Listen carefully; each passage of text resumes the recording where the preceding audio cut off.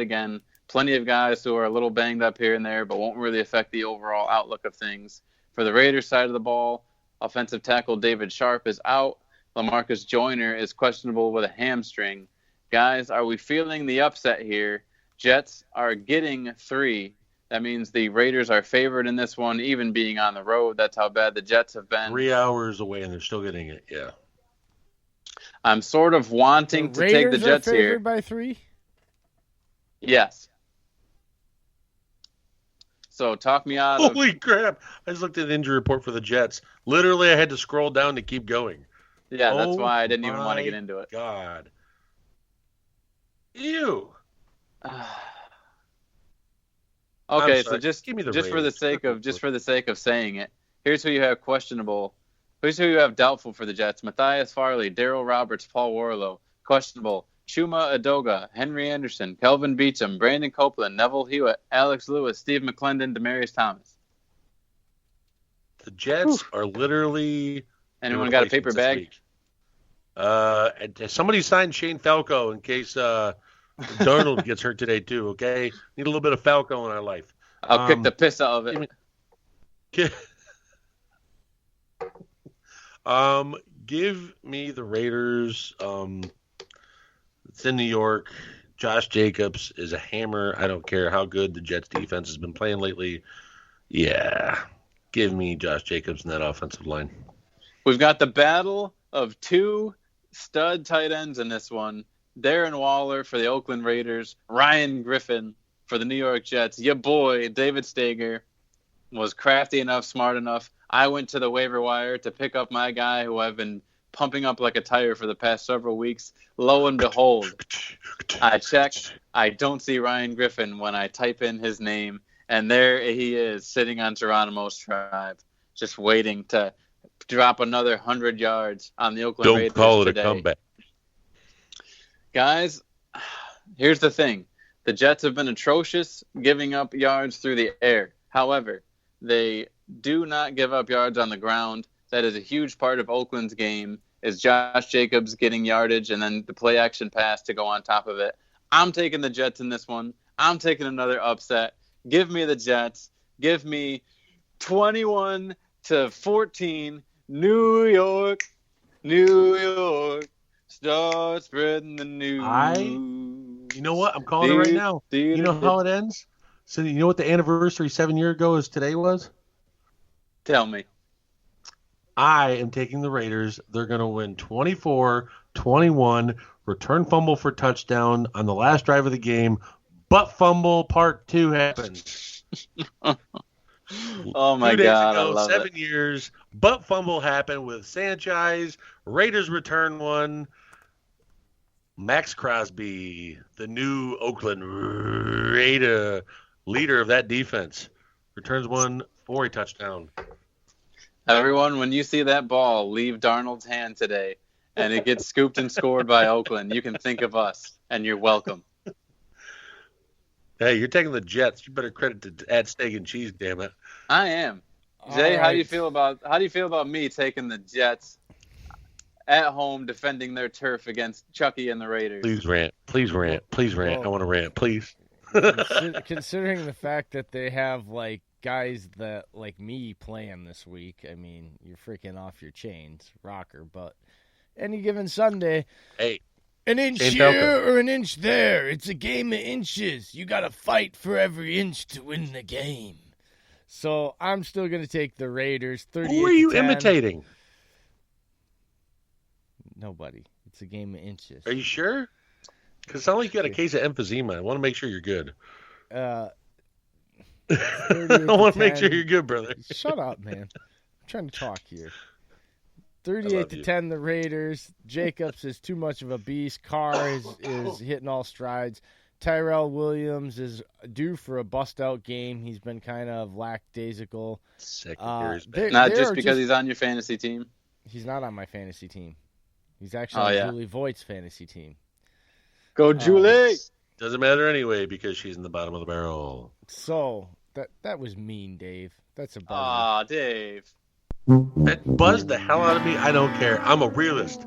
Listen. Getting buzzed for that. That was just mean. You can get Give him me 2. on the Twitter at Steak and Cheese. Thank you. Thank you. May I have another?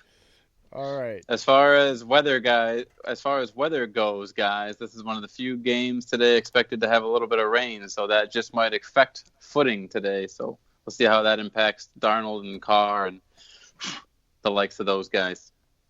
Moving into the next matchup, we have Kyle Allen and the struggling Carolina Panthers, still sitting at 8-2. Is that right? Did I write that correct?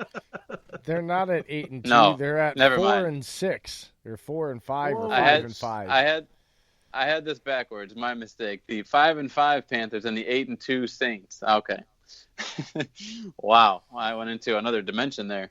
Yes, the struggling Kyle Allen and Carolina Panthers traveling to New Orleans to take on the red hot Drew Brees and these New Orleans Saints, who are favored by 9.5. For the Panthers, Ross Cockrell and Greg Little, both questionable with injuries. Actually, both offensive tackles, Dennis Daly and Greg Little, questionable with injuries. That doesn't bode well for Kyle Allen, who's been shaken up as of late. On the Saints side of the ball, a minute ago saying he may play. Okay. That's good news. Thank you, sir.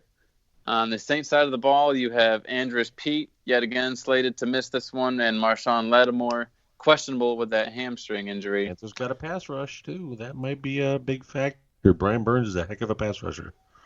You saying what I think you're saying? No, I'm just saying if you get the Panthers defense, may give up some points, but with Breeze, you never know how many turnovers may be coming. So interceptions, a little bit of fumbles, a little bit of sacks. You might have yourself a good 7 to 10 point defense game here. Guys, we talked about on Tuesday that DJ Moore is experiencing himself a huge share of this passing offense. I believe he's seeing right around 40% of the targets on this team. That is great and good to know, especially if Lattimore tweaks his hammy. Not rooting for it, just saying it could happen. Lattimore tweaks his hammy. You're talking about Eli Apple and the boys defending him. Lattimore is projected to still be out. Okay. Well, thank you, sir. Appreciate the updates. Always, you can look him up at Steak and Cheese on Twitter. This guy has nothing but updates, retweets, and feedback for you, my friends. Thank you, sir. Big Diesel and Scott Hall coming at you. Hey, yo. It's the best. Too sexy. Obviously, you're playing Christian McCaffrey. That's never a question. The guy is a stud, has been the entire year. Curtis Samuel is a guy you can play in the flex for sure. I'd like to see him get a few more handoffs, guys. I mean, they haven't really been creative enough for me as far as getting Curtis Samuel touches in this offense. On the Saints side of the ball, man, can't do much better than Michael Thomas. You play him with confidence each and every single week. Jared Cook has been showing a nice little rapport with Drew Brees over the past couple weeks. I think he's a strong play as well, even with guys like Luke Kuechly defending him. I mean, how good is Luke Kuechly? But still, in the world of tight ends, you got to take your shot on Jared Cook. We know about the efficiency of Alvin Kamara. I mean, the guy only needs maybe a dozen touches to get you 2 touchdowns and over 100 yards from scrimmage. That's why I traded for him. You're playing him each and every week. So all that said, guys, I think the Saints are favored by 9.5 for good reason. Kyle Allen has been struggling hard. The Saints have been playing very strong, and I like them at home. Give me 35-17. New Orleans wins this one easily at home. Yep. I'm gonna go ahead and take the Saints as well, but only 27-21. I think the Panthers keep it close, but with Carolina, I don't know. You see a different team almost every week. Kyle Allen came out against Green Bay and looked really good in the passing game. They almost won it almost on the last play. And then you got the games against Atlanta where he just completely crapped the bed. And Atlanta is a worse defense than Green Bay's. So, yeah, give me the Saints. I don't think they cover the spread, though. Okay, this is my upside of the week, and it makes me the lone wolf. On the Saints. Who guessed it? My God, he's broken in half. The Panthers will pull this one out 27-24 in a last-second field goal. I think this is a game where they don't have Lattimore, and so what they're going to do is they're going to make formations that eat up the rest of the good coverage guys and tear them apart with CMC.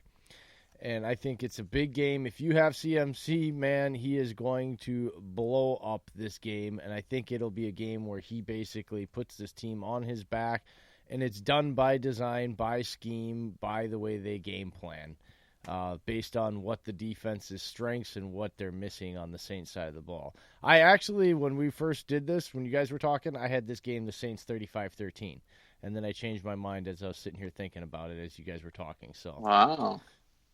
it has Okay, nothing so you to were. do with. Yeah, I was on the Saints. Trust me. Yeah, that was my initial reaction.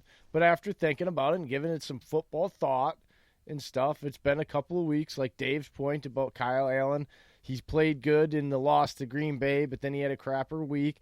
I think it was because they had too much on his plate against a divisional opponent, and this is another divisional opponent. So I think when you're a coaching staff, now this, I will make this side note. If these guys don't come out and play better, and at least, even if they lose, are not competitive, it's an indictment on the coaching staff. And I think, shout out to the C3 Panthers podcast and Cody there, I think Cody's hill that he's climbed and started for the coaching staff to be fired and moved on from will get louder and grow. Because this is one of those games against a back-to-back divisional opponent where they have to do something to be able to be competitive and really beat this team, especially because they're the division leaders. And that is done with a young quarterback like Kyle Allen. That's done through scheme and preparation and trying to make it easier on him and put more illness on the veteran players that are established. So that's where I came up with my score. That's a great point.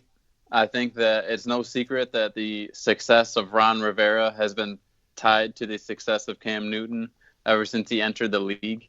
And when Cam went down, you thought, oh boy, here comes the end of Ron. And then, okay, Kyle Allen goes on his streak, and you're like, oh, wow, okay. Ron's a great coach. He's got this team still moving, and he's going to survive this year. And then all of a sudden, now we've seen Kyle Allen struggling mightily, even with it. I think Norv Turner is an excellent offensive coordinator. I'd love to have him on the Eagles right now. The whole offense there, yes. So, yeah, I think Ron Rivera's seat is hotter than ever. I'll say that. It's sizzling right before you put bacon on the grill. Just now, quick fantasy question, guys. Who do you think finishes with more catches today? Michael Thomas or Christian McCaffrey? Michael Thomas. He's on pace for a record this year, man. Michael Thomas. Here's the surprise because of what I just said. I think Thomas gets 14, but I think CMC has 35 total touches in this game. He said catches, not touches. Yeah, he's going to get plenty. Oh, yeah. I did say catches, but yeah, CMC is going to touch the ball way more. I mean, we know that. We know CMC will get most of the shares, but I'm talking about catches. But what I just said, I don't think that entails running the ball because their defense is still, without Lattimore there, their defense is still stout on the front seven. So why would you pound the ball? What I'm saying is he's going to get 35 touches, but I'm thinking he's going to have Mario Davis will shut that down. Because a lot of those are going to come off of checkdowns and swing passes. That's what I'm predicting. I mean, if you're going to win this game, you can't run the ball. You have to attack the deficiency that is the Saints, and that's the secondary. And you're Can I sit there and point out Kyle Allen sitting in the pocket against this pass rush, throwing the ball down the field? It has to. This game, when I look at it, the only way for them to win is to get CMC involved in the play in the run game just to have respect, but it's got to be 20 touches or 20 attempts in the pass game for them to win. That's how I see it, I guess. Breaking news. Uh-oh. So just talking about this with Ron Rivera, Mr. Cody for C3 Panthers podcast from Ian Rappaport. Dave Tepper, the owner, will have a decision on Coach Rivera after the season, and depending on how they finish out the season, that's Rivera's job. That just came out from Rappaport. And by the way, I'm watching Rivera walk in. How many times have we seen him in either a sweatshirt or a T-shirt and being lackadaisical? This guy's in a full pinstripe suit. He might mean business today. Riverboat Ron might be in full effect. I mean, if you watch the All or Nothing special with the Panthers, then you know that Ron's a likable guy. So wish nothing but the best for him.